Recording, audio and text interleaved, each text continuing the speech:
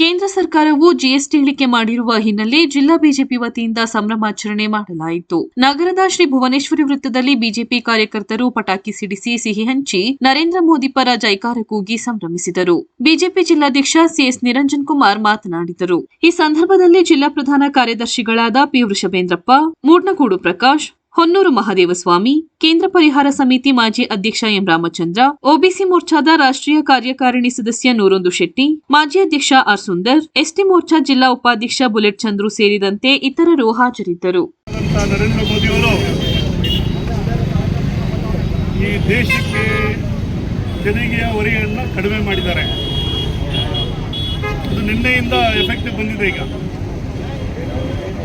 ನಮ್ಮ ಭಾಗದಲ್ಲಿ ದಸರಾ ವಿಶೇಷ, ದೀಪಾವಳಿ ವಿಶೇಷ. ಈಗ ಇಡೀ ದೇಶದ ಜನತೆಗೆ ದೀಪಾವಳಿ ಹಬ್ಬದ ಕೊಡುಗೆಯನ್ನು ಕೊಡ್ತೀವಿ ಅಂತೇಳಿ ನರೇಂದ್ರ ಮೋದಿಯವರು ಘೋಷಣೆ ಮಾಡಿದರು. ಅವರು ಏನು ಮಾತಾಡಿದ್ರು ಆ ಪ್ರಕಾರವಾಗಿ ದೀಪಾವಳಿ ಹಬ್ಬಕ್ಕೆ ಇವತ್ತು ಉಡುಗೊರೆಯನ್ನು ಕೊಟ್ಟಿದ್ದಾರೆ.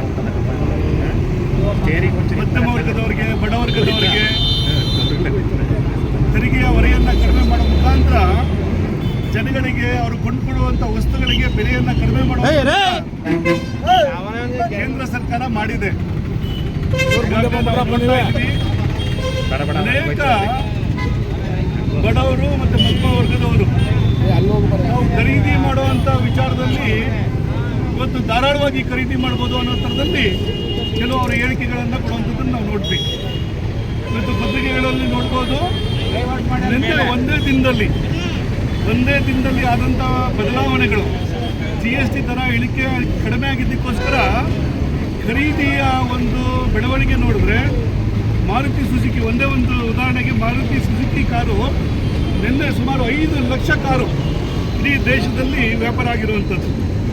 ಆ ಥರದ್ದು ಅನೇಕ ವಸ್ತುಗಳು ಒಂದು ತಗೊಳ್ಳೋ ಜಾಗದಲ್ಲಿ 2 ತಗೊಳ್ಳೋವಂಥದ್ದು. ಈ ಥರ ಈ ಖರೀದಿದಾರನಿಗೆ ಸಾಮರ್ಥ್ಯ ಜಾಸ್ತಿ ಆಗಿರುವಂಥದ್ದು ಇವತ್ತು ನರೇಂದ್ರ ಮೋದಿಯವರ ಒಂದು ತೆರಿಗೆ ವಿನಾಯಿತಿಯಿಂದ ಕಡಿಮೆ ಮಾಡಿರೋದ್ರಿಂದ ಇವತ್ತು ಅದು ಸಾಧ್ಯವಾಗಿದೆ.